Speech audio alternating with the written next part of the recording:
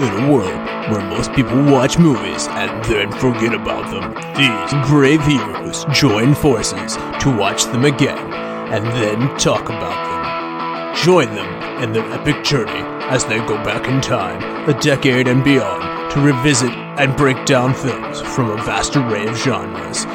Do these movies hold up over time? Are they classics? Find out on Retro Movie Roundtable. Starring your hosts, Bryan Frye, Chad Robinson, Dustin Melbardis, Lizzie Haynes, and Russell Guest.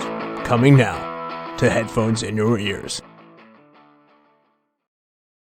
Welcome all you lords, ladies, and knights to the Retro Movie Roundtable, the podcast where we watch movies and then talk about them. I'm your host, Chad Robinson, and joining me today is my good friend and co-host, Bryan Frye. How you doing tonight, Bryan? Good evening, everybody. And along with Bryan, we've got a dealer's choice. It is Bryan's dealer's choice. He has brought along Dustin Melbardis. Dustin, thank you for joining us. How you doing? Good evening. Doing very well. It was a long day, 12-hour day, ready to relax with the podcast, bros. Whew, that is dedication. I want nothing to do with anyone after 12 hours. Today's movie, we're going to do a Robert De Niro movie. Haven't covered too many of those. We did Backdraft and Jackie Brown, but this is his first build movie for the podcast, so that's exciting. With that being said, Bryan, we'll start with you. What is your favorite De Niro performance? Well, I mean, that's a tall order because it is De Niro, but I think that just for the sake of variety and not picking this movie, I'm going to pick his character with Cuba Gooding Jr. in Men of Honor. Okay, I was positive you were going to say Little Fockers. Dustin, did No. I just take yours? You didn't take mine, but I'm going to do the opposite of what Bryan did and say it's this movie, which we've not said yet. This is my favorite performance of his. I looked at his filmography, and I've seen 12 movies with him in them. And I would say growing up, the one that had the most sort of cultural impact with the people of my age at the time was not Little Fockers, but it was Meet the Parents, in which he's kind of playing a version of himself that, like that comedic version of his tough guy self is maybe for some people like your ideal form of what Robert De Niro, of like an old Robert De Niro. So that one I think was most impactful, but it's this movie that I love. Okay. Very intrigued to find out what that movie is. We'll talk about that in a second. For me, it was Raging Bull. This is one of those movies that came up in my film appreciation class that I appreciated. I think it's a very, very tough movie to watch. It's not one that you're going to go back to quite often, but it's still one of the best pictures I've ever seen. You know, more classes should be about if you appreciate something. Yes. You raise your hand. I completed the assignment, sir. I appreciated it. Yes. Yeah. One of my favorite things to say to tick off like real like hardcore film doctoral students is Raging Bull is the Boogie Nights of boxing. Okay. All right. I'm going to move on from that. I'm not in that same school. Prove me wrong. Yeah. Bryan, what's the last movie you saw? And don't let it be Boogie Nights. No, it was not. It was not Boogie Nights. The last movie I watched was From Russia with Love. Excellent. I love that. I've been cranking through one Bond movie a week, starting at the very beginning. So last week was Dr. No. This week has been From Russia with Love, and we will continue on. Excellent movie. Dustin, what was your last movie? Y'all, I watched a new movie. Wow. Can you believe it? I watched on my own volition. I watched from 2022. It's a movie called Antlers, which I didn't know anything about it. I was in a position where I was like, hey, you want to watch this? Yeah, sure. And I was really pleasantly surprised at the material and the myth involved in the movie Antlers. I'm not going to say I recommend it. I'd say I'd probably give it a 2 out of 5 stars, but I liked the content. Yeah, great monster design. Guillermo del Toro's involved, Kerry Russell. Good stuff. As for me, we record these ahead of time, so I'm not even sure this is probably going to release around Thanksgiving, but it's October right now for me. I just finished up my 31 straight days of horror challenge, and I capped it off with the new Hellraiser. And for all the criticism, I guess, that has been surrounding it, I liked it. It's a decent Hellraiser movie. I'm not a big fan of the franchise itself. I will say for like pleasure demons, this was like the least horny Hellraiser I've ever seen, and I have now seen 11 of them. So that seems strange that they went in that direction, but it's definitely worth your time. Yes, unless you're in for a horny movie, and then nope, not going to do it for you. Speaking more of like a hell downer. Yeah. Oh, I see what you did there. Yes, very, very, very good, Dustin. Just for that, you're gonna introduce the movie that we're doing today. Today we are covering Ronin from 1998. That's right. This is Bryan Frye's dealer's choice. This is what, given any movie in existence, this is what Bryan said you guys need to see. So it's starring Robert De Niro, like we said, Jean Reno, that's probably Jean Reno, Natascha, Jean Reno, McElhone, Stellan Skarsgård, Sean Bean, who doesn't die, Jonathan Pryce. One of the few. Yes. You and the proud. one of the only. It feels like he should have. This character should have died. It does kind of seem that way, yeah. It's released in 1998, a budget of $55 million. It grosses $41 million domestically, not great. Place in the box office is number 47. The movie that placed ahead of it was The Negotiator, and behind it is The Siege. The number 1 movie that year was Saving Private Ryan. IMDb likes this movie. It's at a 7.2. The critics are a little harder on Rotten Tomatoes, 69%. Audience score, 80%. It wins no awards, but I did find this. Screen Rant lists this as the number 1 best action film you've never heard of. So we'll throw in the Screen Rant award for a film you might not have heard of, coming straight from Bryan Frye. Bryan, this is your dealer's choice. I'm going to assume you've seen this movie, but can you talk to us about your background with it? Guys, this is where I live. I actually didn't know about the Screen Rant number 1 until I was doing my research, doing some background digging on the film. I saw this movie, I want to say it was either on a whim or I bought a used DVD and said, it's got De Niro. Let's watch this. This movie blew me away. This is one of those films that you watch, you sit on, you don't tell anybody about it because you're like, maybe it's just me, sort of thing. And over the time that we've been doing Dealer's Choices, I've really kind of let that mature a little bit and said, okay, I've got some gems. Like I can come out, throw in some bricks. So let's go with this one. So I've been super excited to do as many Dealer's Choices as I have recently. And I was like, when Russell asked me which one do you want to do, I want to say there was about a 15-second lag of me pulling it up on IMDb and sending him the link. Very nice. Dustin, how about you? It sounded like positive things already. Had you seen Ronin before? If you had, what were your expectations coming in? Or if you hadn't, what did this do for you? I had seen it before, and there was a period where my dad was introducing movies he loved to me, but it was always too early. Everything my dad introduced to me was when I was not old enough to get it yet.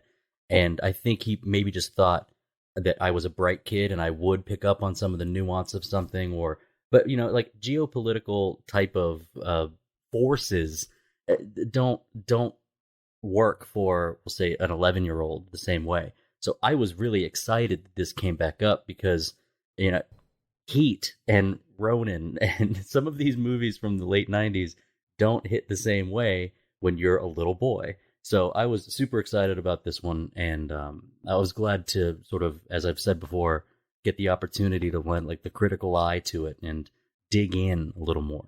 And I was once again sort of like, if Bryan's picking it, I think that's one of the things that maybe it kind of picking up what Bryan was putting down was he might sit on this recommendation with casual friends of his that watch movies, but with us, I think he's confident, like, I can present Ronin and these guys will see it at least partly the way that I see it. Yeah, and I'll be the outstanding one here. I had not seen this movie. I am in this is an action film I have never heard of. And so I looked it up just briefly for the description, and it said 90s crime thriller, and I said, sounds about right. That is Bryan Frye's wheelhouse. And then I looked at the length and saw it was over 2 hours long, just slightly. And I sighed to myself and said, this is not going to be a good time for me. And boy, was I wrong. So, Bryan, shame on you for keeping this to yourself. I had a great time. Yeah, it's on Bryan.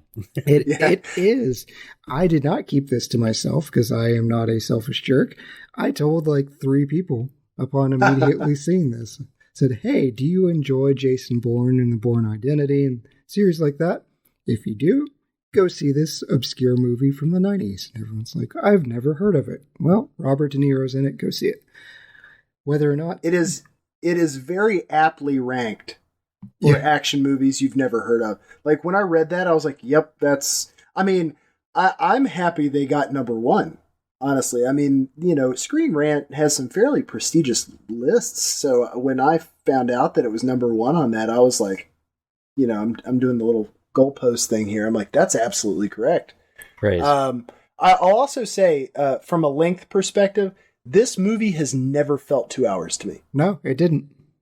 Like Heat, you feel the length. Like, it's a great movie, but you feel every minute of Heat.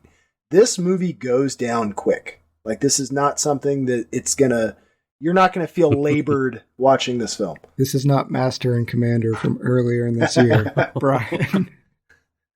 That one's got that one does feel long. But, it's a realistic waiting. It's not waiting for waiting's sake.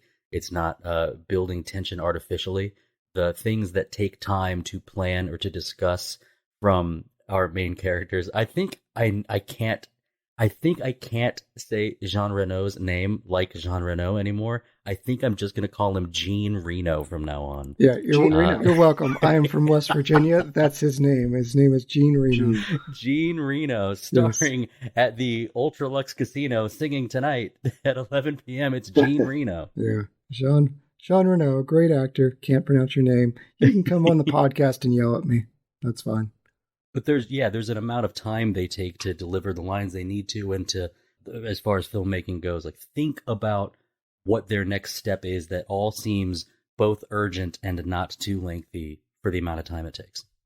100%. We will get into all of those plot discussions and pauses in the action where things are being planned out. But first, we're going to take a quick ad break. We will be right back. If you haven't checked out this movie, sounds like a bunch of you haven't, please do before Dustin spoils it for you. We'll be right back. Welcome to the All 80s Movies Podcast. I'm Bill. And I'm Jason. And this is the podcast where we talk about the blockbusters, the flops, and everything in between from one of the freshest decades for movies, the 1980s. So whether you're a brain, a jock, a valley girl, or a Jedi, we've got some 80s classics for you. Do these movies stand the test of time? Are we discovering something new? Is there an 80s movie we're finally watching for the first time? Join us each week as we dive into the cinematic nostalgia that inspired and influenced a generation. From the hits to the cult classics, we'll discuss our earliest memories, favorite scenes, fun facts, and our not-so-favorite movie moments, too. It's the All 80s Movies Podcast, now available on all major streaming platforms. Please subscribe and happy listening.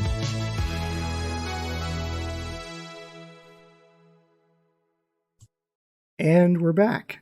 Last warning, if you haven't seen 1998's Ronin, if Bryan has neglected to tell you about this movie, if Dustin has neglected to tell you, please check it out. Dustin, break this down for us. 5 mercenaries walk into a French bar and the bartender says, "I've got a job for you." We learn that Sam, Vincent, Larry, Spence, and Gregor are all brought in as hired guns to stage and snatch up a protected case at the behest of Deirdre, an Irish handler who is a front for a larger organization. They're being paid $5,000 per week of preparation with the promise of a $20,000 bonus for successful completion of retrieving the case.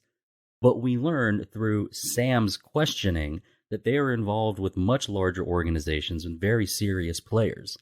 The team works together to score some weapons, which turns out to be a setup, but reveals just how capable our whole team is, except for Spence, who is ceremoniously excused from the team, and Sean Bean's character lives. Yay.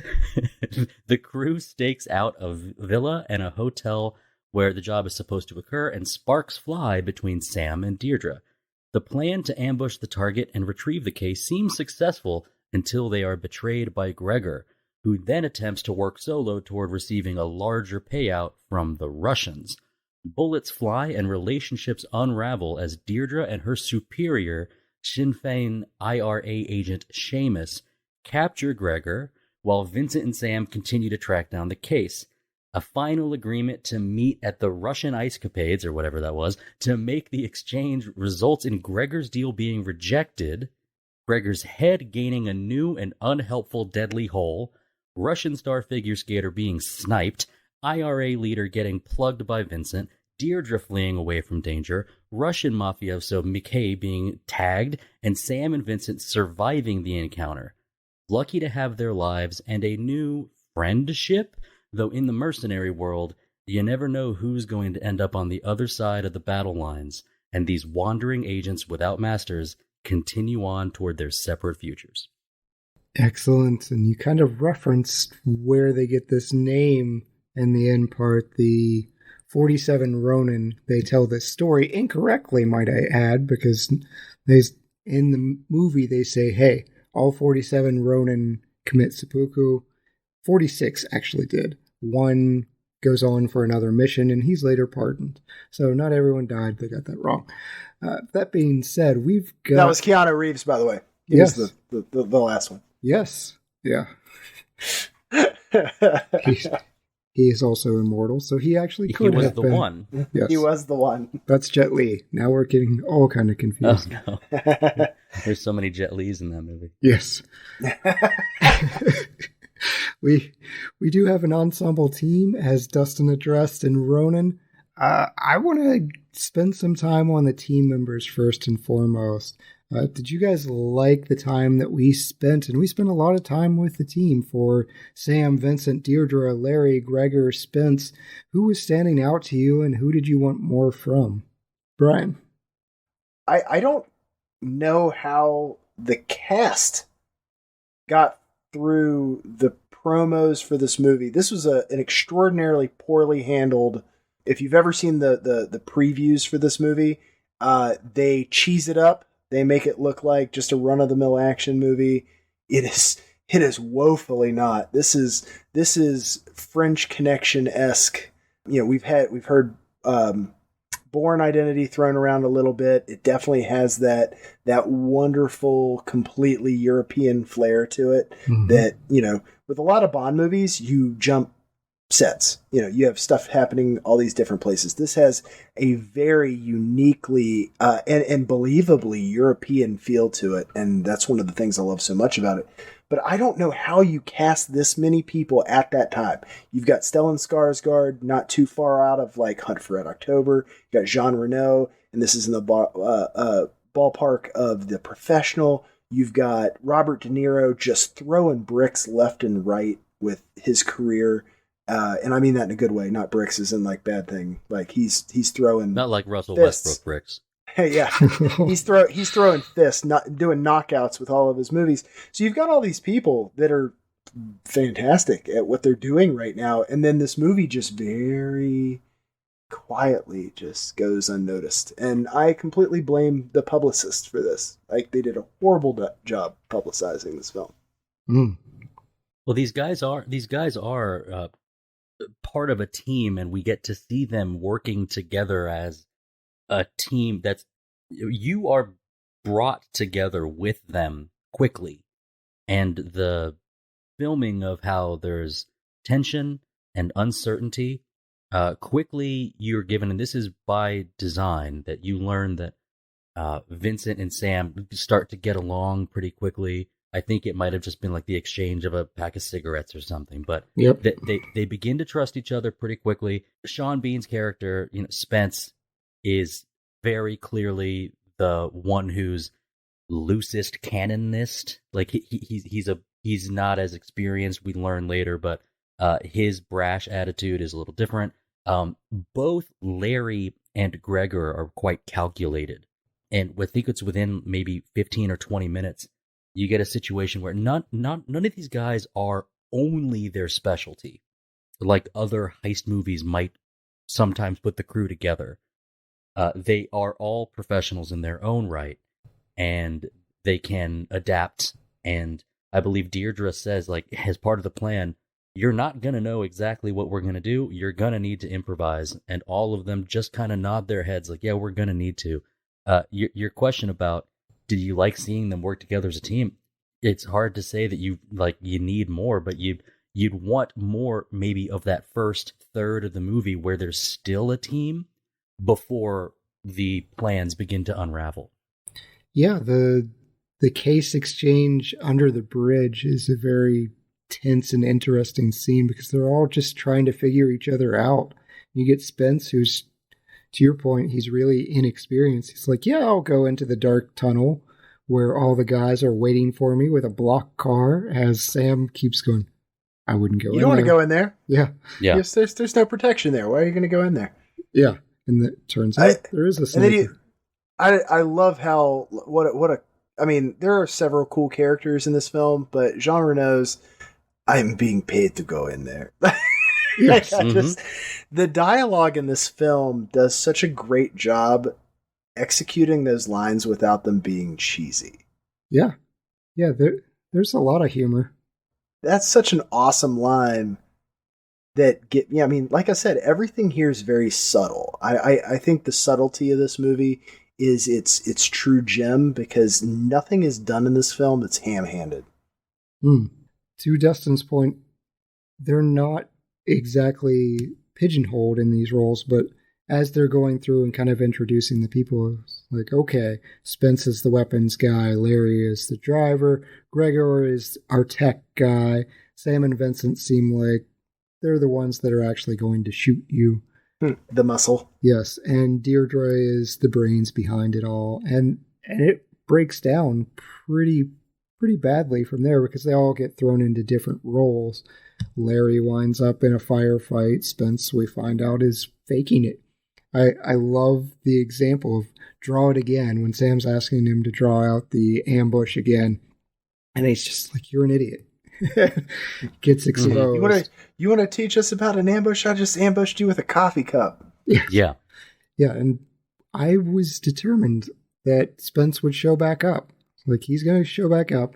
They're going to need him for something. And then when they lost a member or they needed someone to fill in. We need we need two more guys. Yeah. It's like, oh, they're going to call up Spence. Good time. Nope. He gets booted out of this movie and out he goes. So Sean Bean is the one I wanted more from. I wanted him to come back and I wanted him to get killed because it's just... That's what Sean Bean does. Right. Yeah. It's his thing. Yeah. I think that to that point, I think that if they had ever, and I'm not pro this idea, but I think this is one of those things where if this ever did get a sequel, that's when Sean Bean shows back up, maybe as a more seasoned operative. Like, he was kind of faking it until he made it, and then once he got his chops a little bit, obviously he had a couple experiences that makes him that hardened vet that Jean Reno and Robert De Niro already are. Then, he shows up in part 2 or something like that. Yeah, his recklessness is what makes him more dangerous. He's not as dangerous being green. And do we know that if he's lying about his SAS experience? Yeah, because he couldn't. I think it's he couldn't tell the color of what was it, the building, the tower, or something like that. There was a specific color. This is one of those movie quote ticks of mine that I'll bring up randomly in conversation, where I'll say something like, "What color is the boathouse at Hereford?" At Hereford. I've asked people that, like, dry, like, no background, no whatever, just what's the color of the boathouse at Hereford? Well, I guess what's the right response? Do they start looking for an ambush or something?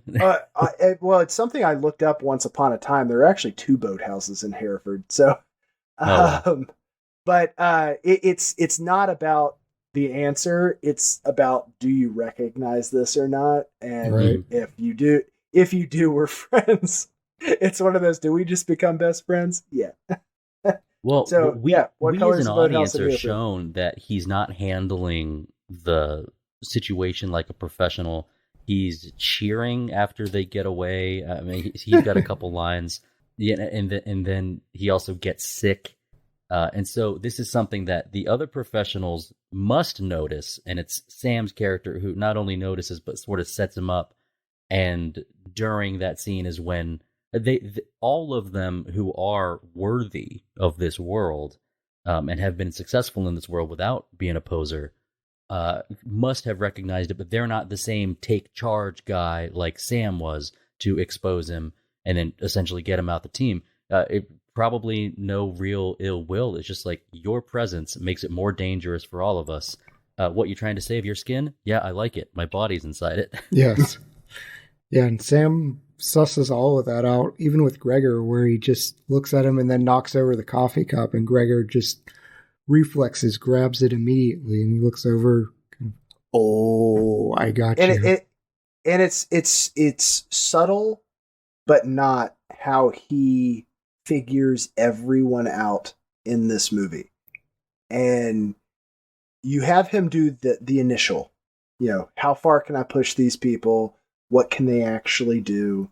And then there's also like little parts where you never really see him purposely push Jean Reno, but you get those pieces during it when they're talking to one another. And, when he says, "Are you labor or management?" And Jean Reno goes, "If I were management, I would not have given you a cigarette." Like, they've got that similar, like, they say these little one-liners that are funny, but they're not too funny. Like, I'm not a joker, but I can say something that's jovial and funny at the time. Kind of like when they're going through the whole interrogation piece and Sean Bean saying like, "Oh yeah, you can hold out indefinitely." And Robert De Niro says, "No one holds out indefinitely." He's like, "Oh, how'd they finally get to you?" "Well, they gave me a grasshopper." "What's that?" He goes, 2 parts creme de menthe, 1 part, it's right. Like he says something funny, but it's not too funny. Look, you guys are just committed to pronouncing Gene Reno's name correctly through this entire podcast, and I don't appreciate Gene it. Reno. No, the best thing is we're probably all wrong, and someone's going to blow us up for this. So whoever you are, I know it's going to happen. That's fine. We love him anyway. We'll have him on for an apology. Yeah. I like to call Sean Bean Scene Bean or Scene Sean Bean? Bon, because those words should rhyme. This is becoming my thing of just mispronouncing major cast members' names. Gonna move on though to car chases though. No, Brian, you will not pronounce his name correctly. Car chases. No, I was all I wanted to say is I was pretty sure you guys don't let me host anymore because I was gonna mispronounce Dustin's last name on purpose for the rest of my life. This is true. This is true. It hurt his feelings, and we need him for editing purposes. We need his skills. Yes. Yeah, I know a guy from high school. Yeah, exactly. Anyways, this movie features incredible car chases, 2 of them really. What worked for you, and does this place highly on your best car chase films? Totally. And it was the first thing you notice car chases when attention is put to them. So a lot of action movies have them as, it's hard to say like set dressing, but they're just sort of part of the formula. And this movie makes it very clear that it's a major part of what sets it apart from other films in the genre. The tight spaces in the very real seeming city streets, I guess the cinematography of them is something that kind of blew me away, because occasionally when you're watching an action movie, you get a chance to like to sometimes not focus when there's not dialogue.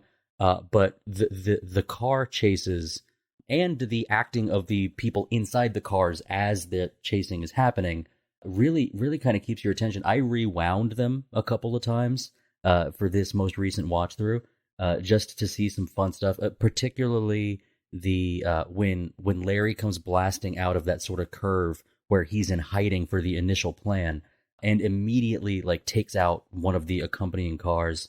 And you also get some fun gun work with it. So like it's like Larry's not just the driver; he also is like good with his pistol, and there's a lot of things that are interweaved with just the driving. Sometimes you get a pleasant surprise, like Beverly Hills Cop starts with an incredible truck chase through Detroit. That rules. That's not a car chase movie. You will read online that this movie is ranked up there with a Bullet and some of these other, like French Connection, like some of these other movies renowned, and I think it has earned it. They went 300 stunt drivers and their 80 automobiles were ruined during the course of filming these chases, so it's a huge, huge part. Brian, how about you? Is this up there on your list of car chases? So, although it's such an integral part of this, I've never thought of this movie as a car chase film. Like, not in the way you look at, like, Italian Job and some other things where the car chase is essential. The car chase is not essential to this film. It's a cool thing that they did and executed amazingly well, but it also blends well. Like I said, nothing in this movie is done ham-handedly. So they were able to put these very compelling car chases. And I'll actually count 4 on this. And I think the reason it doesn't come across as ham-handed is because of how they massaged the car aspect into it properly. So you have them getting away from their bad gun deal gone wrong. So you got car sequence there, even though it wasn't technically a chase. You've got your primary car chase that is like the big deal. You have them chasing after Seamus and Deirdre in the mini Rome city. I'm blanking on the name of it right now. Nice. It's after they killed Larry. Whatever that little Coliseum area was. So you have the Paris one, the Nice one, the mini Coliseum town one, and then the end one through Paris again, trying to catch them after the post office. So you actually have four chase scenes. The first one's just the police chasing them, but you got four chase scenes. The first one is the least climactic if you take away the fact that Sean Bean's losing his mind after nearly being killed and then stops to throw up. Like, that's also important. And you see that adrenaline coming down and that piece. So the reason it doesn't come across as ham-handed for me is because they keep pushing that envelope. They start a little subtle, they go for the biscuits, and then they keep going for it after that. So it's not that there's just one, but it's also not something that is like the crowning achievement of the film. It's a device used to further the greatness of the film. Okay. All right. For me, though, it's definitely going to be the thing that sticks out in my mind, even with a film that I wouldn't call a car chase film, but I think of GoldenEye, I think of the tank scene. That's just one of those classic chases. This is what chase. This is what I will think of from this movie. Particularly, they strip away every other element. All you get are the tires. There's no music. I kind of wanted music, or at least I'd like to hear it with music and see which one I'd like better, because it's a long, long chase.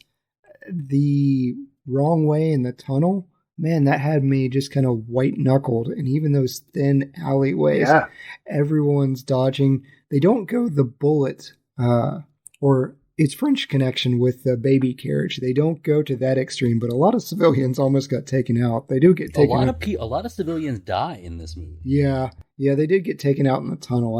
I don't particularly like that.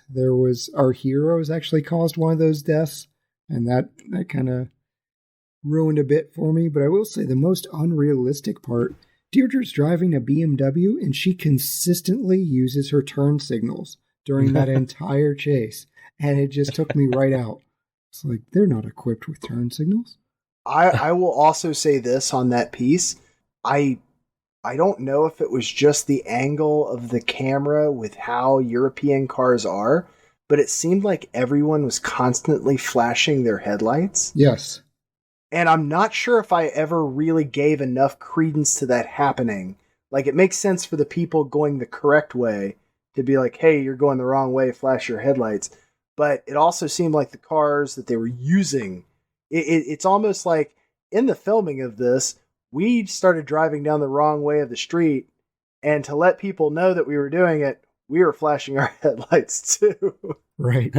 Like it was like a non-consensual, like we're going to drive down the wrong side of the street in Paris and it without telling anyone. It kind of these are going to be Bryan, real accidents. Yeah. It kind of seemed like they didn't tell anyone and they just went and drove. Right. Yeah.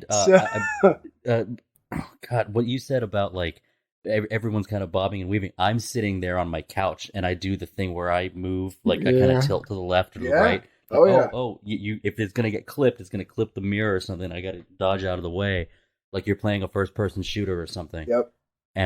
Yeah, it did seem real, and I think that's a really good point, Bryan, about it. It's weaved into the rest of what's happening. You're interested in the stakes of who's in the car. You're not interested in like what happens to the car. The explosion at the end of the chase after they pick up the case is not the reward. The reward is that the chase is still happening because Gregor got away. So like it's all part of it, and it's complete from piece to piece that you can get where you're going. And in this film, outside of one part where Larry says like Audi S8 or something like that, they're not plugging cars in this. The car is not a character like you would have in a Fast and the Furious movie, or even, like I mentioned before, Italian Job, where you have the Mini Coopers, like where you're using the movie to shuttle a brand or something like that. Like at one point, they just jump in this like Mercedes POS and peel off after somebody. And outside of the camera swinging by the tires burning out, you'd have no idea what that car is. So I think that's part of it. The car is not a character. In Bullet, the car is a character in Bullet. The car's not a character in this.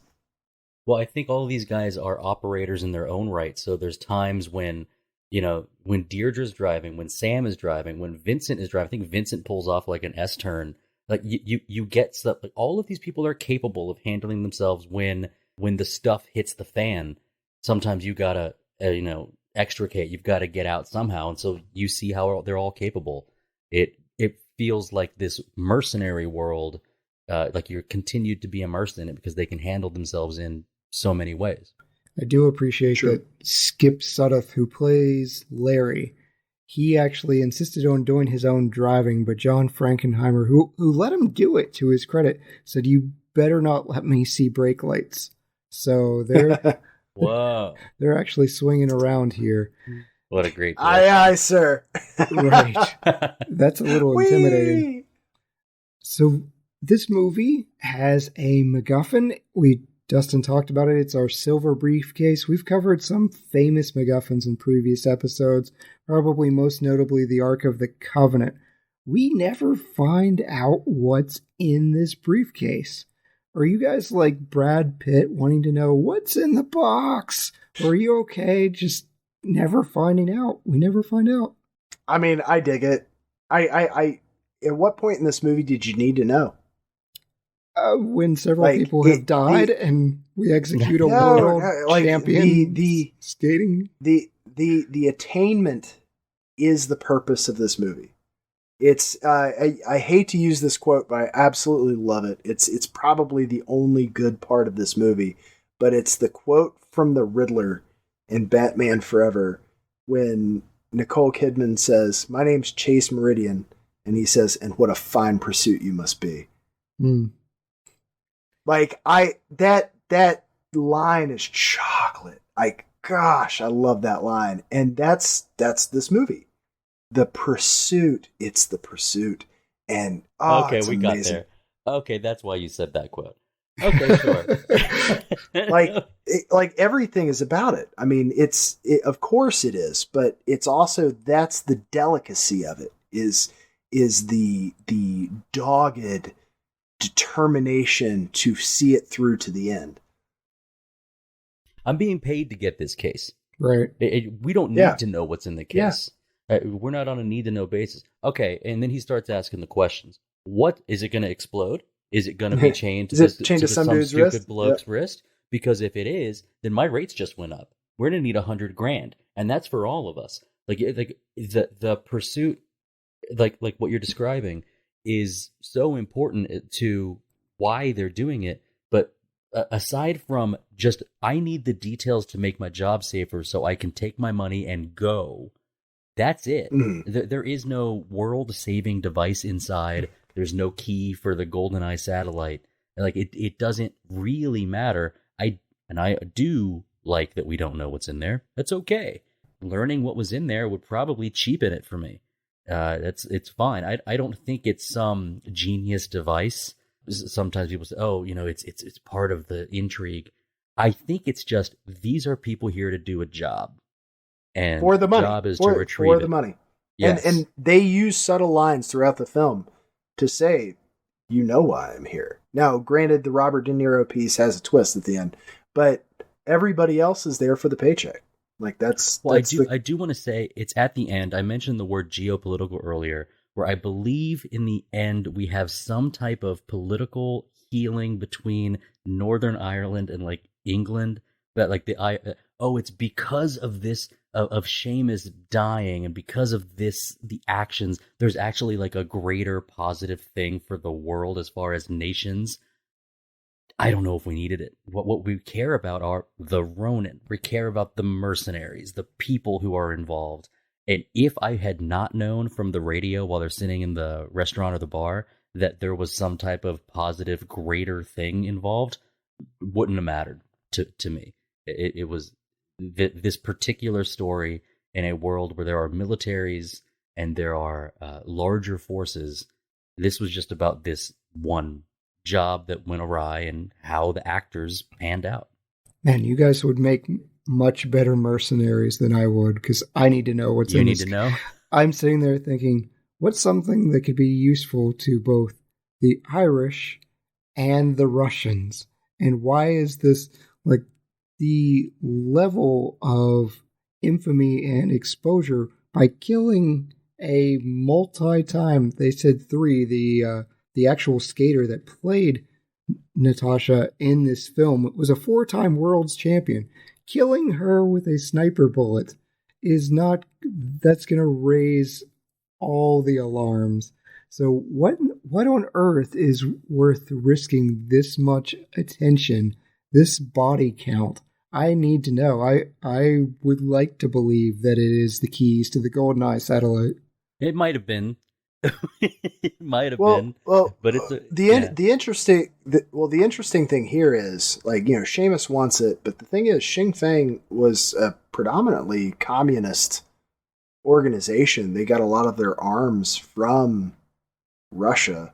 So the IRA and the Russians really shouldn't necessarily have been bidding against something unless it was something drastically to one of their benefits. So I feel like that leads more to the mystique of the case. Like if you have the Blarney Stone, that geopolitical knowledge.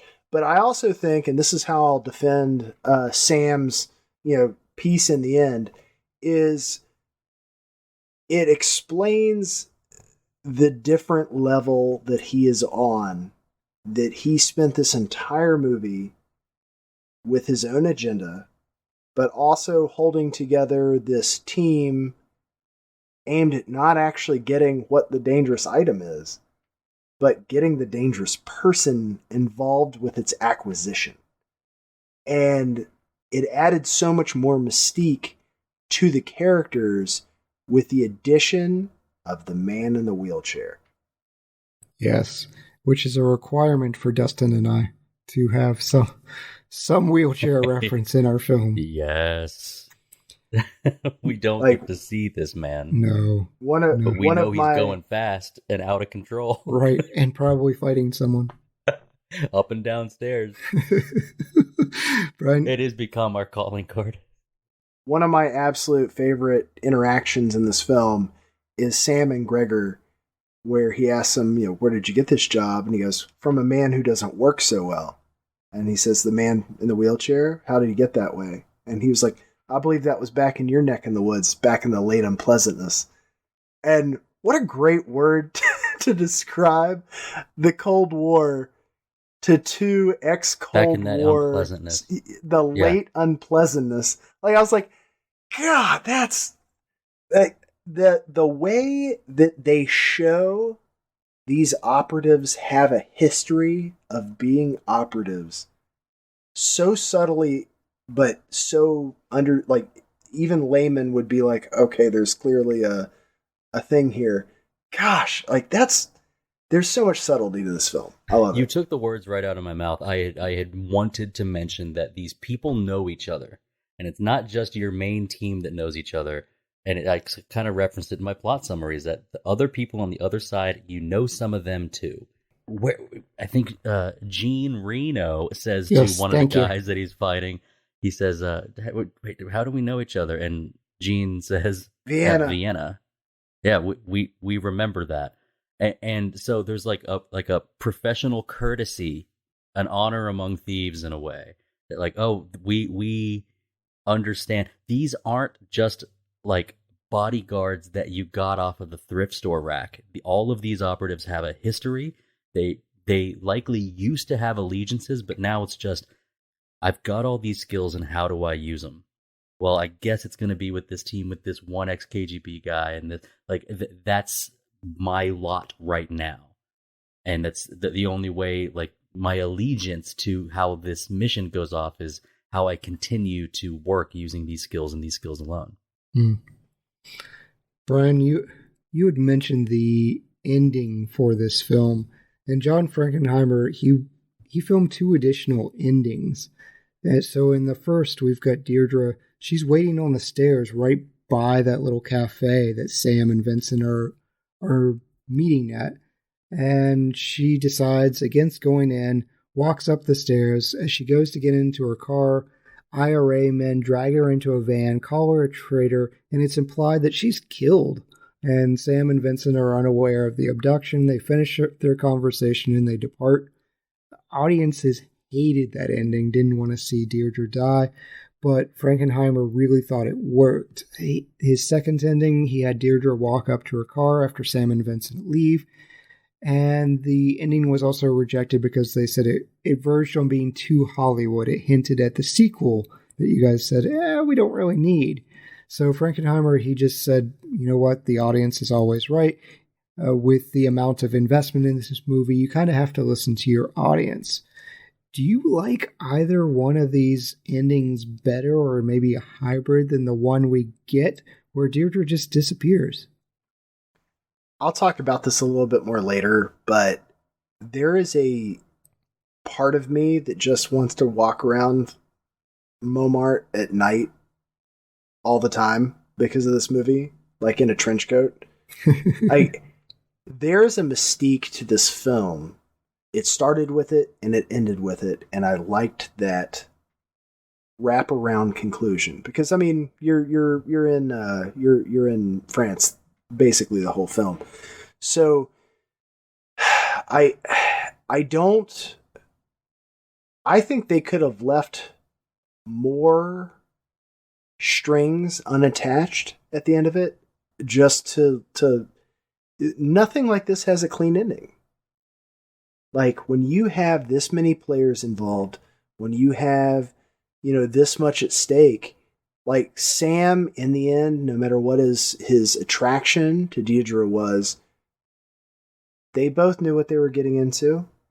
If one or both had died, that's what happens. If he didn't think about her again, or maybe he does, but it's one of those things that it's better to not know because it adds to the mystique of the film. And we get to see De Niro act.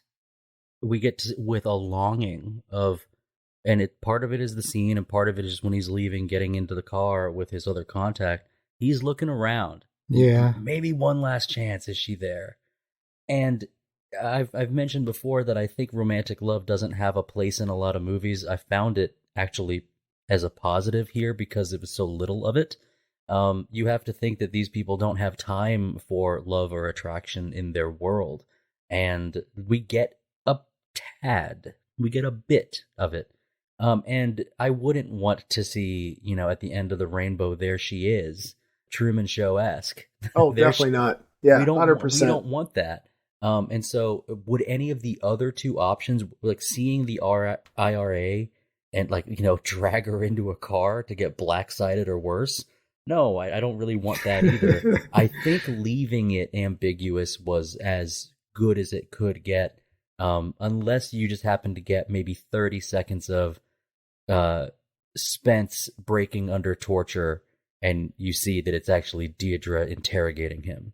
So he's wrong, and we get to see her one more time. That's my third ending that didn't make the film. Okay, yeah, I like it.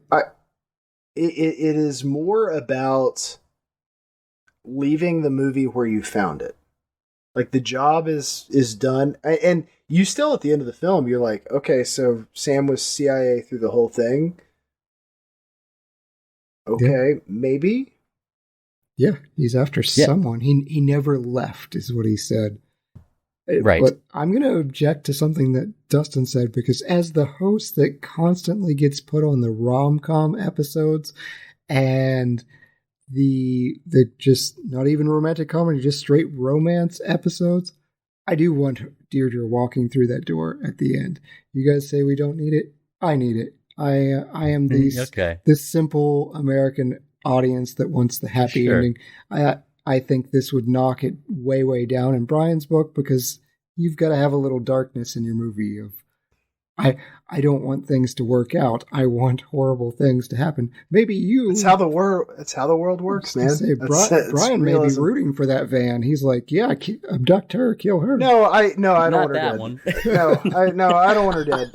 No, how I always viewed this film was that Seamus is unfinished business.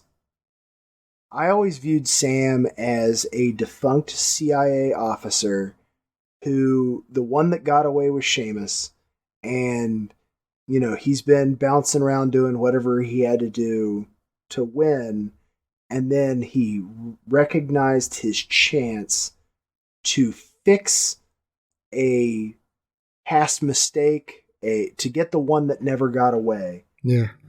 And then went for it, and the fact that he gets picked up by the guy he asks help for triangulating the cell phone, like the clearly still in guy. Hey, I thought you left.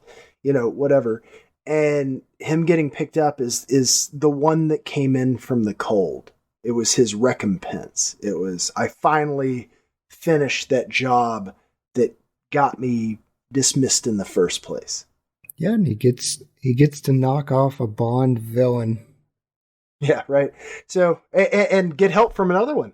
Yeah, this movie has 3. We just covered Moonraker, and we've got Michael Lonsdale here, who plays Drax from Drax Industries. Jonathan Pryce is in Tomorrow Never Dies. Sean Bean is obviously in GoldenEye.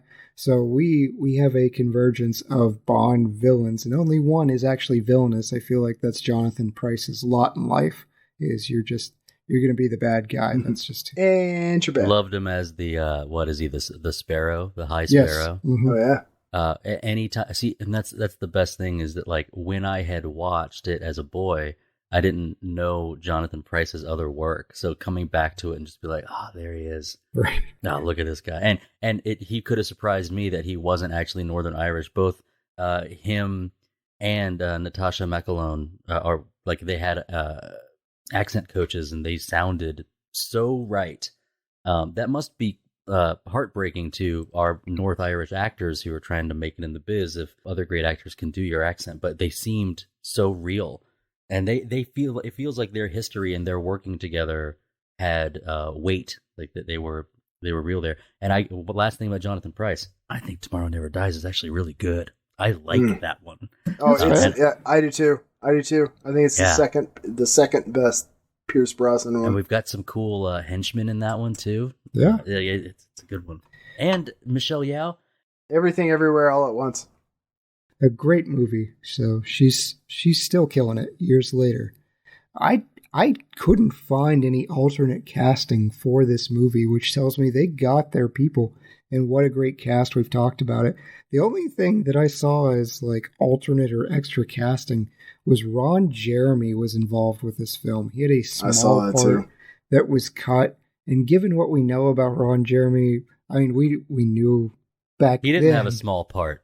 Promise you that. Thank you for that. Still trying to keep it PG, but gosh, where do I even go with that? I'm just glad that he's not involved with this movie. It's a blessing to this movie holding up that Ron Jeremy is not a part of it.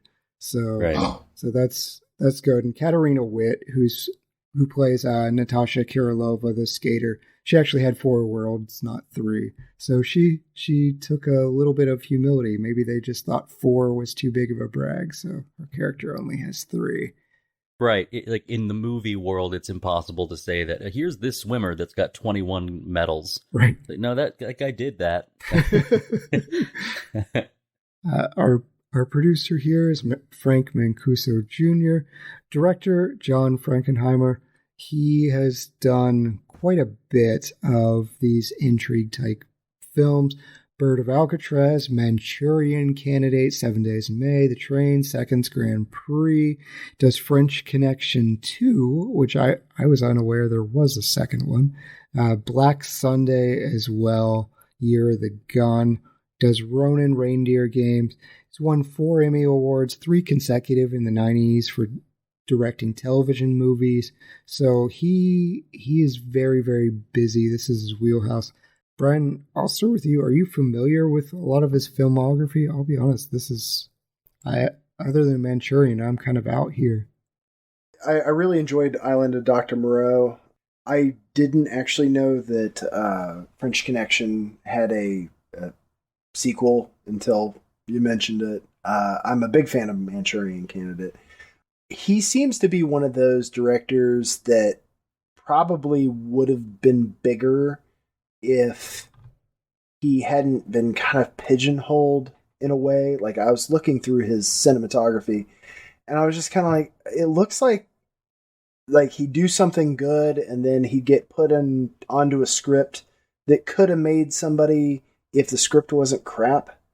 And, he kept trying to force his way into a better place. But, like you said with Ronin, and, Reindeer Games obviously got crushed. Like, this guy's got skill. Like, he makes very engrossing films. But I think it falls almost like onto the Bill Paxton piece that we talked about with Frailty, where, like, maybe less would have been more for him. Like, if he had maybe been a little bit more judicious in the scripts he picked to direct, and then really made those crushingly good, then perhaps he would have had greater success. That's fair. He's a very, very busy man. Dustin, are you familiar with much of his work? No, not at all. Not at all. And that's no surprise to our listeners. But what I'll say is, it does seem, looking at his filmography, it does seem like he knows this subject, and sometimes the subject isn't as sexy as you want it to be, and sometimes making it realistic, which I think this movie really nails, is the pace and the inner working, the inner thinking of how somebody in this world might do it. It makes me think of the way that John Grisham writes, like in the world of like a legal world or that kind of thing. Is sometimes the subject isn't that interesting. I read a book in 2014, I think, called The Racketeer, and I was like, I would have never picked this up, but I couldn't put it down once I did, and it was about a dull subject. And so it made me think that, like, the world of operators and CIA analysts is probably much more boring than movies tend to show. I think Burn After Reading does a good job of showing the comedy of that. Yeah. But like, it seems as if like, yeah, I've never heard of any of this stuff, but I bet it's because it's so realistic, it's not entertaining. The Big Short comes to mind.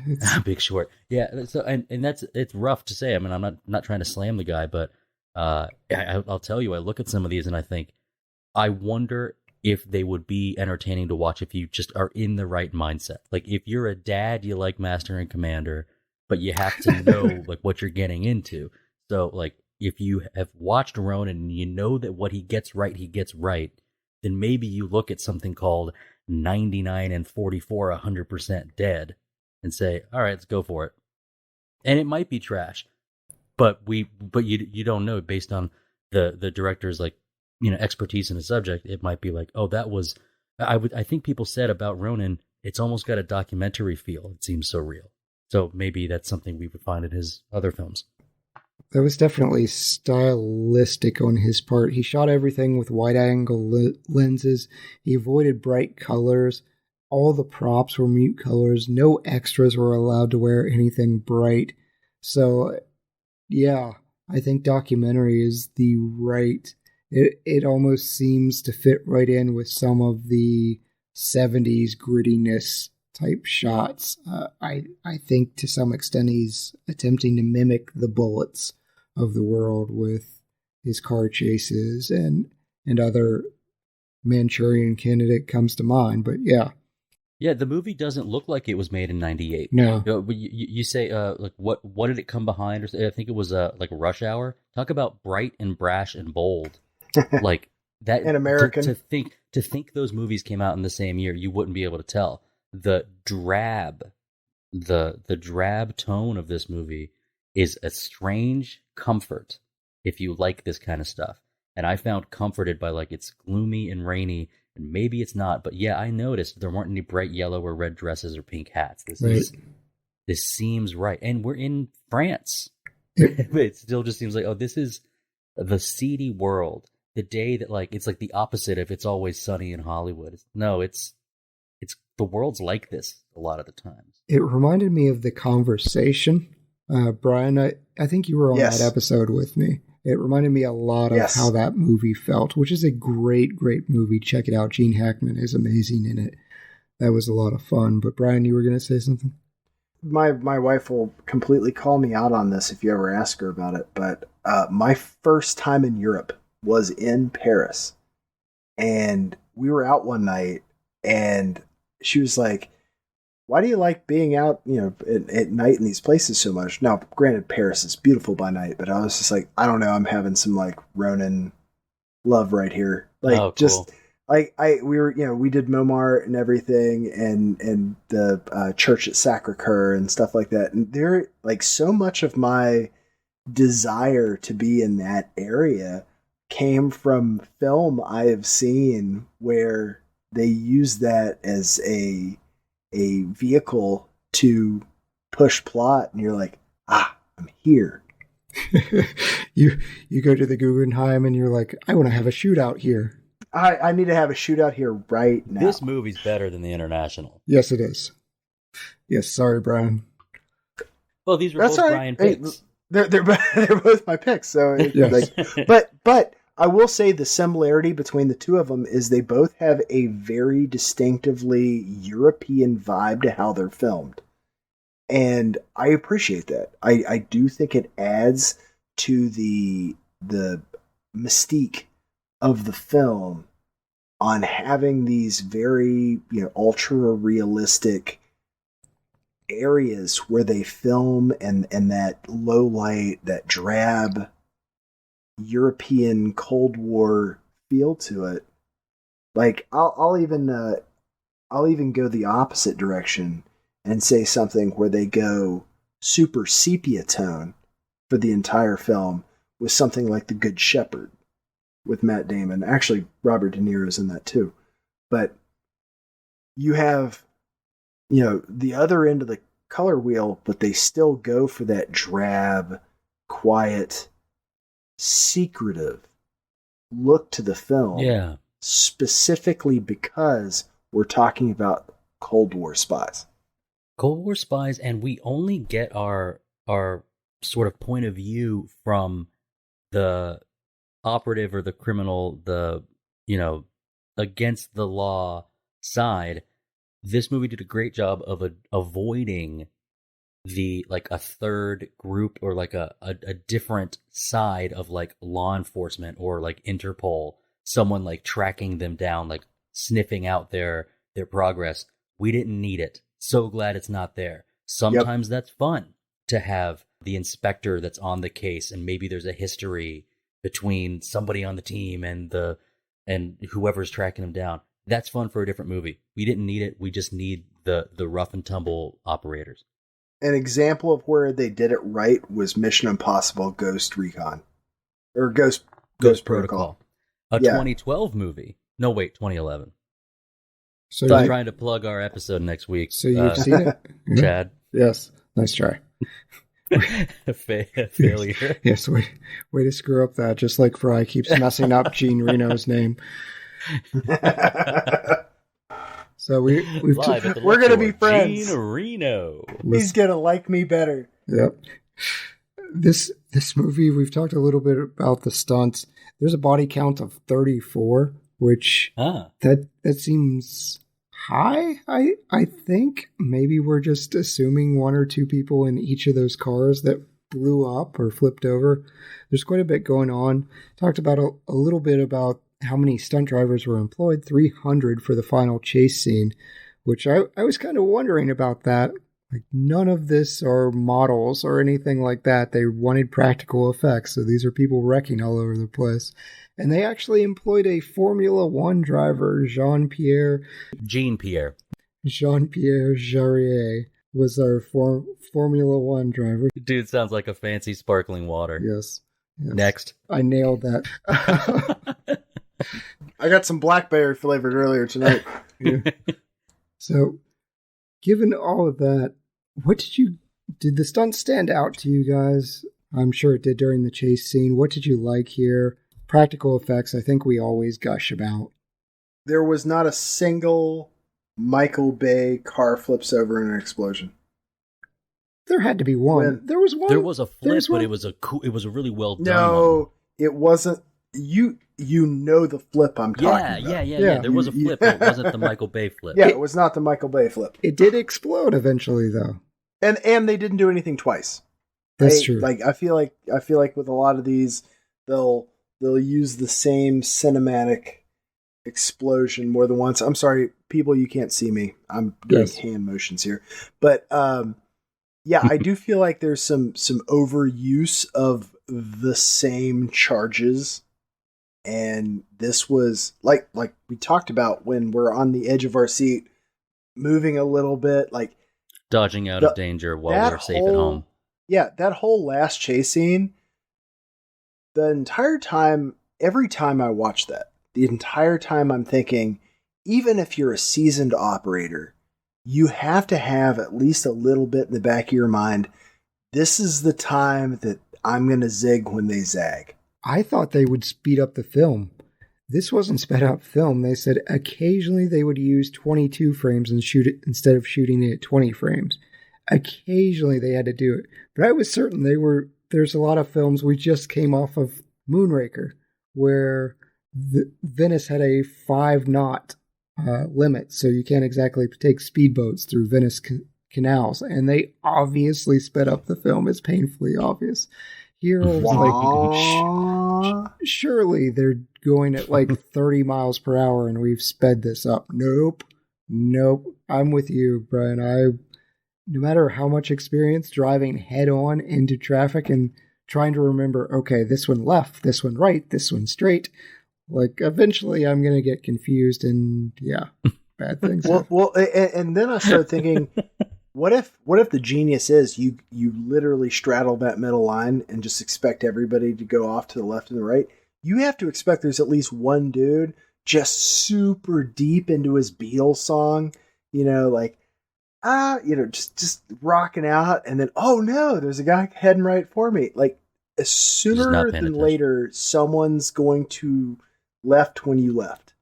Yeah. And I the whole time, at least if you're Sam as the chase car, you're getting that the lanes being plowed. Like you're the Bruce Willis, find yourself a blocker, and you got the ambulance and you follow on your way. Well, that's going with traffic. Like I think in the back of your mind, you always have to be thinking, all it takes is one guy that shouldn't have a driver's license to end this chase. Yeah. Well, I think that's, it's part of the conceit is that these people's reflexes are such that they could, right? I'm not discounting what you guys are saying at all. But like these guys are that good, including Deirdre. Like they're that good that they can. Not a superhuman ability. It's just it just worked out this way. And for some of the drivers, it doesn't work out. Speaking of the stunts and then actually the practical effects, there was one special effect that actually did stand out to me this time, and it was a bummer that I noticed it. There's a very clear time when Vincent and Sam are talking to each other while they're driving, and it's green screen behind them, and it's the only scene like that. And it makes me think that like they had to add it in later when they weren't on location, because everything else was so good. Yeah, maybe even as part of the green screen behind them, it's like maybe it's like a brighter day. Like they couldn't get an overcast day in their green screen. So you can notice it, but aside from that, the things done that are meant to wow you did wow and continue to, without being flashy. It's just like gritty and real. Yeah, they actually did have one of those days that was a problem, because I read they were wetting some of the cars and wetting the tires and things like that to make it look like it had just rained. So one of those things where you can't get the rain when you need it to show up. As far as soundtrack, it's kind of minimalistic. The main theme is this melancholy, haunting melody, and it's played by both of you have told me this is your favorite instrument, the Armenian duduk. The duduk, of course. Yes, I am 100% pronouncing that correctly, as I do with all things in this podcast. It's okay. I'm getting really excited for you pronouncing the lovely woman who made this soundtrack. So please take first swing at this. You have set me up for failure, sir. I do not have that note, so I am going to punt that back over to you. You pronounce her name. All right. I'm going to go with Elia Cryella. Nice. Well done. It is ELIA space capital C MIRAL. But anyway, the reason I know you don't pronounce the C. I like that. Oh, all right, no C. All right, right. If there's a capital letter before a letter that doesn't make sense, don't pronounce it. Okay. Anyway, the reason I know that is because I have this soundtrack. I absolutely, this is one of the gems of this movie. The movie's awesome. Love the soundtrack. Absolute. Like, there's nothing that gives that, like, post-Cold War European vibe like this soundtrack. Like an Armenian duduk? Like the duduk. Apparently so. Yeah. All right. This is your version of a cowbell. You're like, I need more duduk. Got a fever. There's zero chance I'm pronouncing that right. It's been a really long time since I've taken Armenian. Dustin, did anything on the soundtrack stick out to you? I think it's the absence of the brassy hits like the bump, ba-down. Like, we don't need that. They did enough with the visuals to make it seem 70s and gritty. And, I think that's enough. I found the only time that the soundtrack stood out to me in a way that, like, my ear or my head tilted the way that, like, a dog's head tilts, like when you call their name, was the music during, I think it was Rubinstein, the music during the skating piece right before she gets sniped. I was like, oh, how lovely. Because we had been, the rest of the movie had been absent of, like, I think, lyrical pretty stuff. It was all sort of haunting beforehand. So, like, just to get a brief respite of this very pretty thing before, pretty things must die. Something ugly happens. So, I was pleased with this. I think normally when music catches my attention is when it fails, and nothing fails here. I'm I'm with you. I noticed more of the silence than I did the film. I think on a rewatch, I would try and pay more attention. I obviously caught up on the theme. They repeat that throughout, and it's just this morose, melancholy theme. I liked it. It didn't... I don't know if I would place it in this movie. It seemed like it belonged in another genre or another culture. Granted, it's a different culture's instrument, but it made for an interesting choice for this movie. What I do want to do, though, is move on to our movie superlatives. I can't even say it. Movie superlatives. You guys ready to give out some awards to people whose names I can't pronounce? It's because of your Gene Reno's. It's messed up your whole chi. I had to rewrite some of my movie superlatives to avoid mispronouncing. It's only going to be the people whose names I can pronounce, maybe. So, Dustin, your MVP You're gonna hate mine. Of Ronin. Oh man, now you're making me want to choose only like the names with the most flair so I can throw off my pronunciation. My MVP is Varese Sarabande, who was the one who released the soundtrack. No, it's Robert De Niro. This is my favorite performance of his. His character is really likable. He's believable as someone who's in this world. His sense of humor is there without being overly comedic. He instills himself as like the leader of the crew. I just everything about this performance from him is why it's my favorite performance of his. High praise for the amount of films that he's put through and the great ones he's put through. Brian, who's your MVP? My MVP is the camaraderie between Robert De Niro and Jean Reno. It's the friends we made along the way. Who? I don't.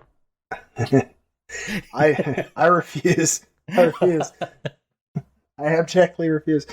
I think that they're the tag team piece of their friendship throughout this film is a driving force of it. It's the backbone.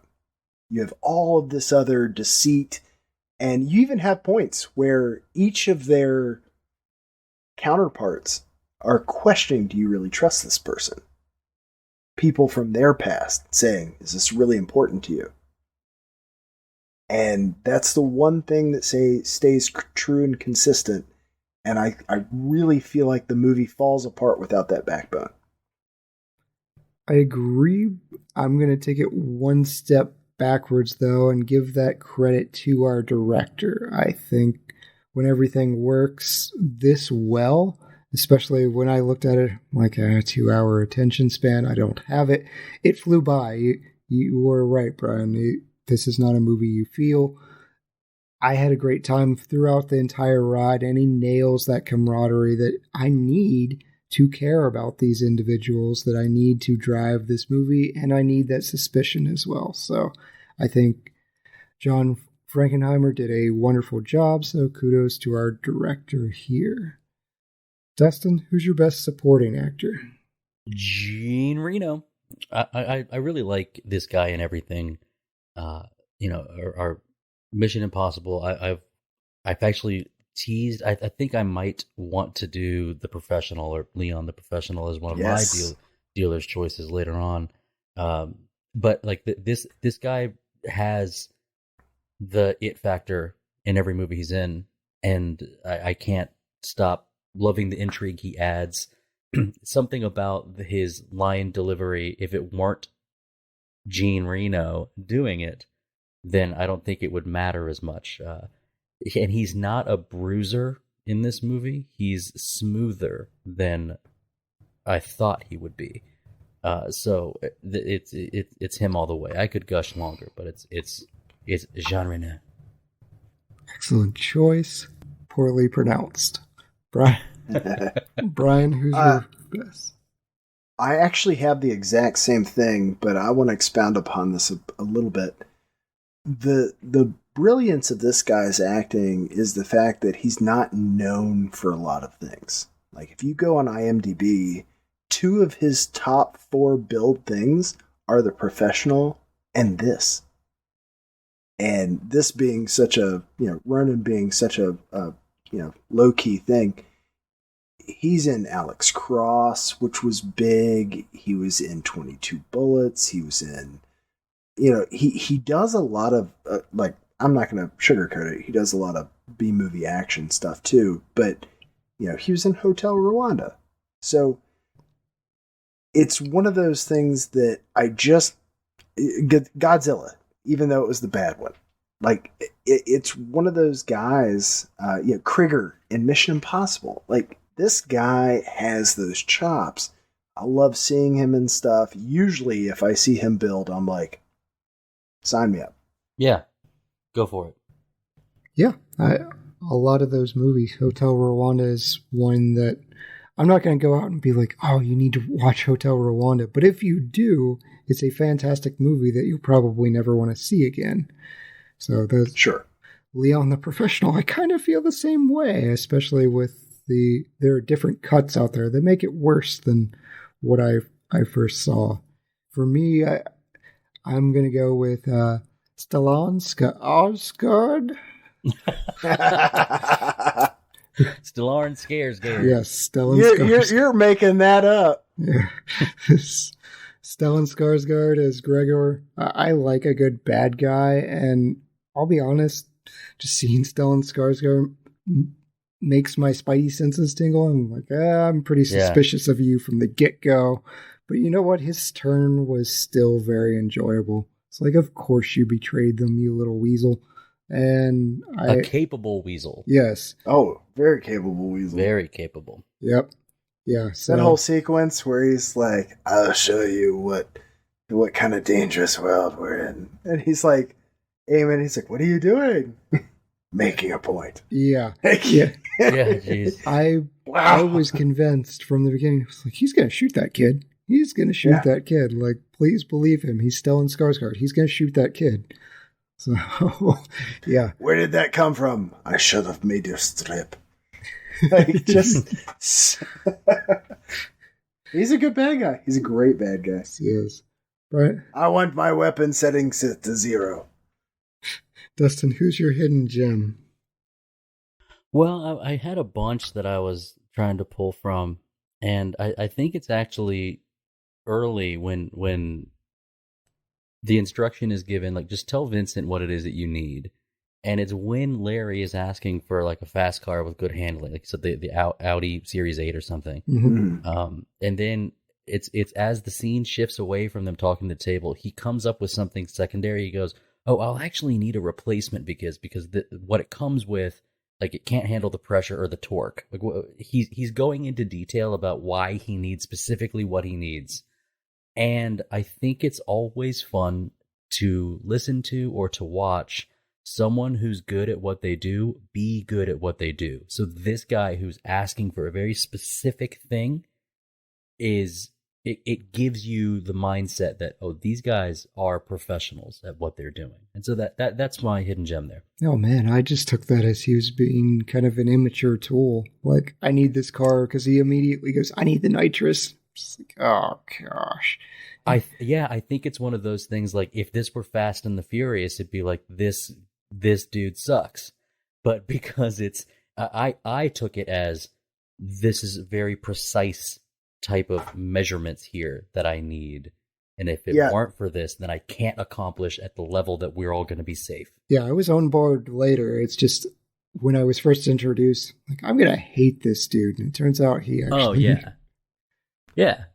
The reason I actually didn't have an issue with Larry, like, initially, was you never have that moment where he's, like, hitting the special button to go faster or anything like that. Like, that makes it an avenue for what they're talking about. Like, it just was like, look, man, we're going to be in a car chase. We're going to have a dude shooting a bazooka out of a car chase, out of a sunroof. Like, I'm going to need this. Like, that's practical. Yeah. Brian, who was your hidden gem? My hidden gem is Michael Lonsdale, Drax himself. I have, when we first got our dog, we have a Cavalier King Charles, and I swear to God, he looks like Michael Lonsdale in this movie. He like, does? with the ears and the face and everything. Like, the first thing I said is, like, God, he looks like the French guy in Ronin. I love the piece of this movie that actually ties the title of the movie better than the intro. I actually wish they had dropped the intro entirely with how they explain itself and just left it to this dude's post-Cold War spy hobby and how he explains it to Robert De Niro. So I actually think it's one of my few qualms with the film that it really should have just been left to this exposition between the two of them after he's been shot, and less that they needed the Star Wars, like, in feudal Japan, this happens. I mean, bad guys paint minifigs. That's what we know. Peter Cushing had a huge collection of miniature figures that he enjoyed painting and collecting. So, you know, Warhammer 4000. Yeah, I finished painting a Cthulhu the other day. Oh, Warhammer 40K, so not 4,000. The nerds will rise up.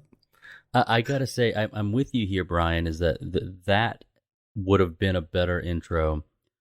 I almost would go so far as to say I almost don't need it explained at all. But maybe it's just because I know what Ronin are. Yes. Right. And that's why. But like having no explanation for what Ronin, I mean, you got to think 98, the internet's not quite what it was. You know, not everybody knows that stuff. So yeah, I like your change there in a bit, or in a way. So. And I've praised her already, but I don't know. There's something about the figure skating Katarina Witt. I was surprised that it wasn't really... They actually got a celebrated professional, but her acting was fine too. She does a good job in her scenes, so kudos to her for putting on a beautiful performance, but also not being a terrible actress as well. I don't think she's done a whole lot, so my expectations were low. Recast. Who are we recasting? I'll go with you, Dustin. I think Sean Bean has a little bit too much stage presence. And so instead of Sean Bean in that role, I'd like Jason Fleming, who is very similar looking and can play the kind of tweaked out anxious that Sean Bond does. So it's not like I don't want him in the movie. It's just that I think to take away from the bravado that Sean Bond brings in, I'd like Jason Fleming there instead. And if we're going to recast Sean Bean, you have to do it with Bean the Muppet. Oh, the little rabbit, yeah, who's collecting tithes in Christmas Carol. Yes, exactly. Brian, who are you recasting? I actually went a different direction with this. I think the one oddity in this film is, like, I wanted a little bit more kind of grit to it. I'm not even really sure how I put this together. But anyway, I was recasting Skipp Sudduth, Larry, but I was putting in Joe Morton from T2. Okay. I feel like his facial intensity matches that driver piece. Like, I don't even know how I made the segue, but I was just sitting there thinking, I was like, man, you know, in Speed and T2, I was just like, I wanted something a little bit more and slimmer. Like, Larry always seemed a little big to be planning on beating people in cars. That's why he's his driver. The fat guy gets to drive. That's fun. Yeah, but if you're thinking about your nitrous system giving you the edge, maybe think about losing 100 pounds. Oh my God. Oh. I mean, he's not a small man. That's harsh. That's harsh.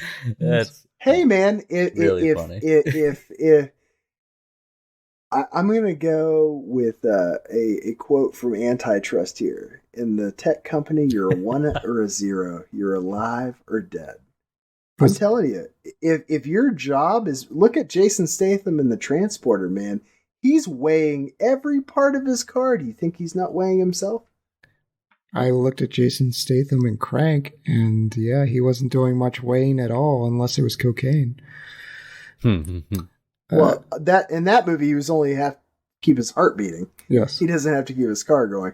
That's true. I'm just saying, like, I was thinking somebody a little bit more slim and intense. All right. I like Joe Morton. All right, well, we're going to ignore your body shaming. I'm going to go with Richard. I'm going to replace a random background thug. I really liked our cast, Witt and all.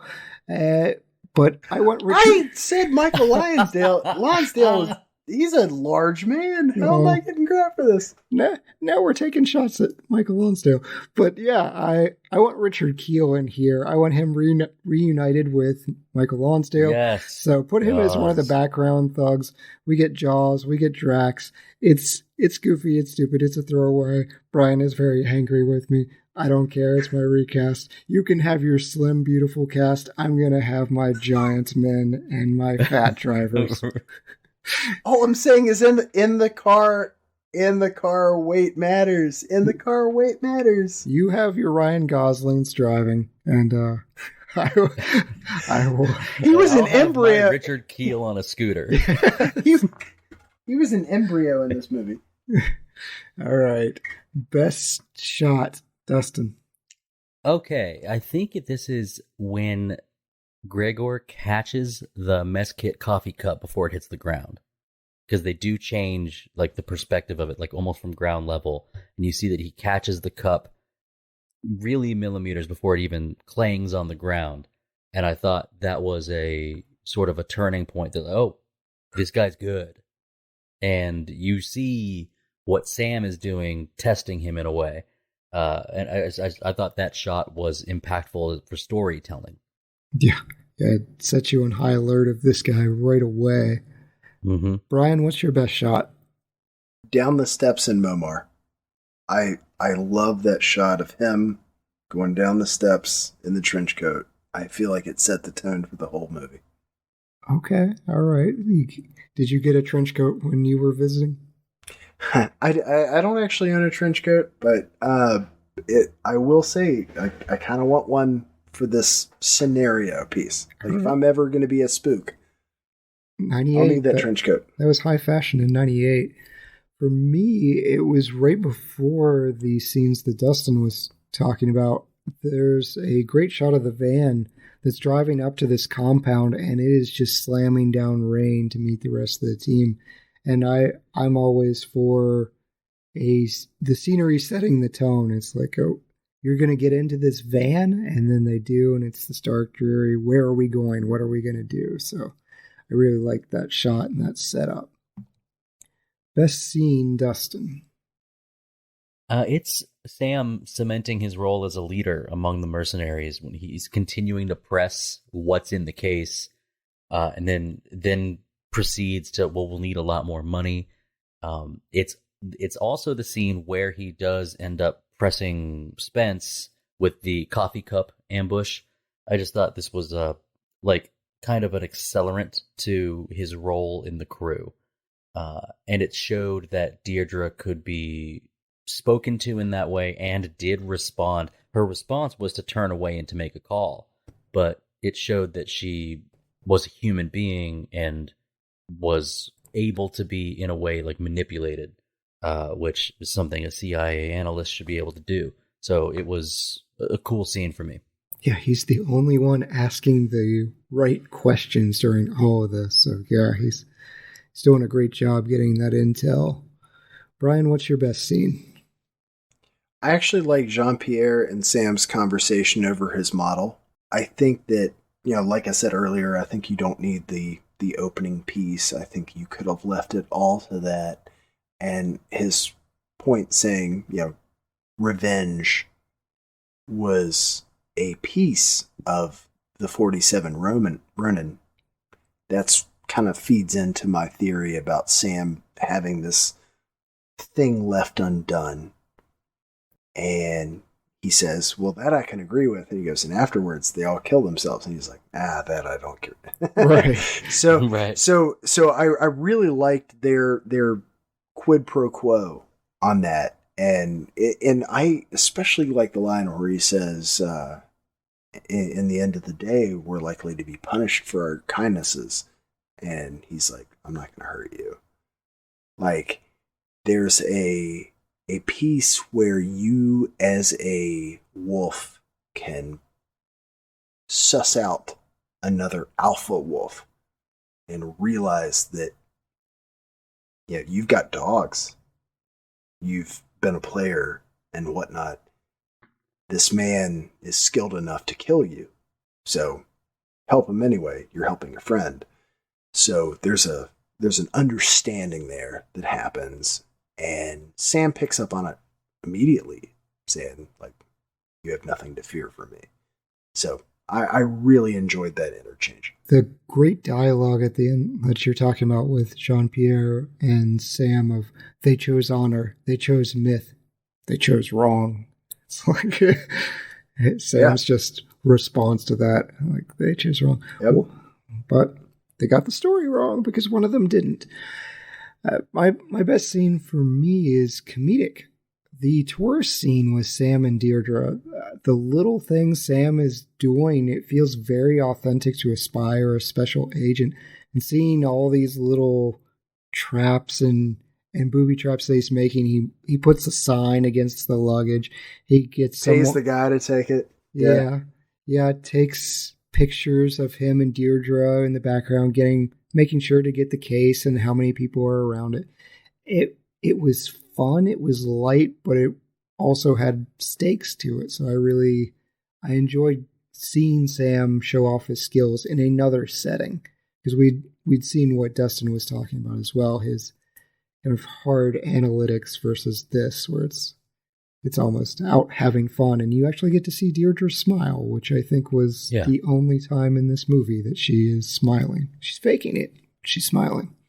And frequently in movies, this is a role reversed, where it is the female character who is a little more natural, doing things in plain sight, and she's the one that's stiff. Yeah. I thought that was pretty cool to see that switch. Yeah. Relax. She is uncomfortable with all of that. We're on vacation. Best wardrobe and makeup moment, Dustin. I wrote something down, but I'm going to audible out of it because I think Gregor's glasses disarm him in a way, kind of makes him look like he should be just a techie guy, not the violent, capable man he ends up being. Those type of glasses, I think, are often used. You know, you put Philip Seymour Hoffman in those and he becomes a different guy. And so, like, I think those very particular style of glasses, I think maybe even the jacket that he wears, I think the wardrobe helps him blend in the way that, like, a KGB agent should. Or sorry, he was German. Whatever it is. Like, I think probably that East helps German, his character. Stasi, something. Yeah. Brian, what's your best wardrobe? I'd love to give credence to Dustin here for a second, just because, like, one of the great film parts was he's like, "Oh, you're gonna kill me, you're never gonna get it," and he's like, "Oh, we're not gonna kill you," and he just goes and takes off his glasses. Like, that was one of the best, like, workover scenes I've ever seen in a film. With Jonathan Pryce in the like that separate room. Like, that was like, I know what's about to happen. Right. I see the writing on the wall. All right. Yep. So, yeah, absolutely. I think the wardrobe period in this film is great because it's not memorable. You're We're right. talking about a whole bunch of people who don't want to be seen. They don't want to be remembered. And they've done exactly what they need to do to make sure that they are not such. I think you touched on the point that I'm about to make, because I really struggled with this. There was a lot that didn't strike me as memorable, but what I wound up picking was something that distressed me early on. Deirdre is the bartender. She comes in with a gray sweater, and I'm thinking, wow, what a horrible bartender. She is impersonable. She's not smiling. She's just like, whatever, get your drink, get out. But she changes out of this gray sweater. She removes it. And when she goes out to the rain, she doesn't take it with her. And my immediate thought was, what a nice gray sweater that you have left. So Not memorable wardrobe for me, but that part stuck out. So I'm listing that as my best wardrobe, the gray sweater that was left behind in the bar. I have a theory on this, by the way. I actually don't think it's. I think that they have an understanding with the ownership of that bar. I think the two that leave after Sam's entrance are the actual bartenders or the actual owners. And yeah, they're allowing that to happen. And they leave arm in arm, yeah. Yeah, so that's what I think too. So the exit is we're allowing this gathering to happen and lock up after you leave. Oh, I agree. Yeah, they definitely were clued in on what was going on. Dustin, pretty good movie. You said best Robert De Niro role. What are you changing, though? I'm gonna put a little power in your hands here, Chad. Uh-oh. Should I pick option 1 or option 2? Let's go with option 1. Kill Sean Bean. Excellent. That is the right answer. That is the right answer, sir. There we go. Brian? That's all you need. Brian, are you killing Sean Bean too? No, I'm happy with Sean Bean's life here because I actually won. I won a WVU movie trivia night one time at Up All Night based on this because they asked who could name a movie where Sean Bean didn't die the quickest, and I was like, Ronin. Ronin. And they had to look it up, like legit go up to like the computer terminals. Like we didn't have smartphones hardcore yet. So they had to go up and they were like, oh yeah, you didn't die in that. And I was like, ah. So my change one thing for this is I really, really, really enjoyed Vincent's reply to that guy saying, like, where do I know you from? Vienna. I want more of that. Like, yeah. I loved the little tidbits that they dropped in and around this film about their greater legacies as spies. And as a huge fan of Jean Le Carré's work, I like stuff like that. So that's where I'm at. More interconnectedness. I like that. I'm going with something much simpler, I guess. I don't think I needed multiple surgery scenes. I feel like we could have removed Larry's scene altogether when they're treating his leg. Like so many of these other movies, yeah, they get shot, and you can just address it off screen. Like, I assume they took the bullet out. We had that extended one with Sam. I'm fine with that, I guess, although it was pretty gruesome. No, I just didn't need to go back to that well on Larry. With the Sam one, I almost felt like I could have stood to him for him to be a little less in control. He was very much like in control of his own body and how he felt, and he's directing the guy who's actually he's directing, I think, Jean-Pierre, how to do it. And I would have loved to see maybe a hint of vulnerability. It's Gene Reno that he is directing. At what point can I bring up Master and Commander here? Right. Well, that's an important one. That's an important one. Yes. A lovely one. Yes. No. Forbidden. Best quote, Dustin. It is a Vincent quote, and there are a lot of the really, really good short ones. But I think it's something along the lines of, "If it's in Paris, I'll have it to you by this afternoon." Like, he's capable. Tell Vincent what you want; he's going to get it for you.